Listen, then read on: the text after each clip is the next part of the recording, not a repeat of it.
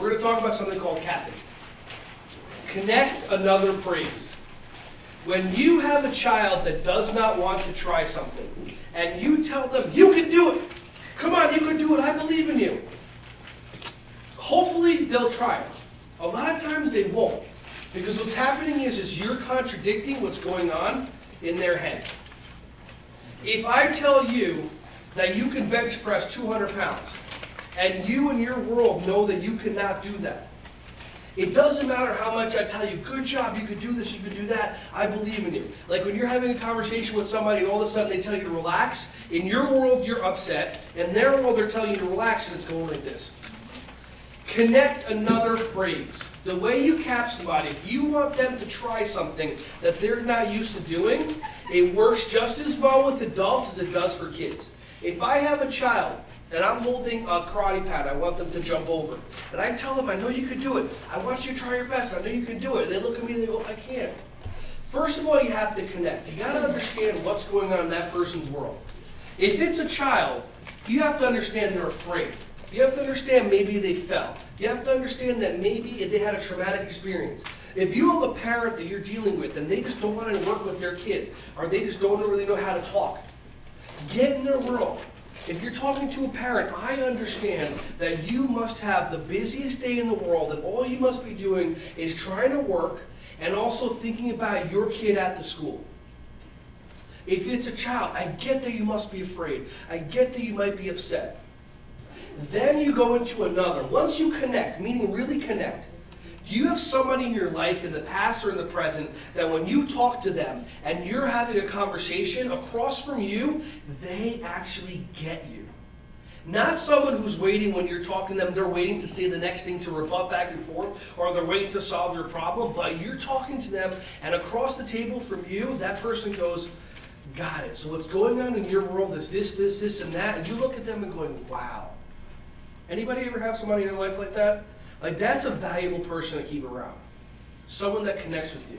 Then it's another. With the child, I know another little boy that looks a little bit like you. He's got the same hair and he's got the same style of shoes as you do. I know another parent who's had a child that had this certain situation. And what they did was, and then you give them the hint, or you give them the instruction or the solution that you know will help them. But unless you do these steps, their walls are still up. You go into a psychiatrist's office and they pull a pad of paper out and they say, great, tell me about your problems. What?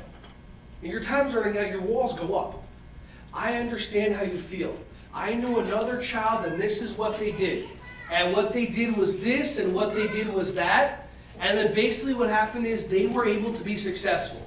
If the child, if you tell them this little boy, because they were afraid to jump over, they yelled, Aya, or they brought their knees to their chest, or this parent, what they did was they came in and they did this, and that.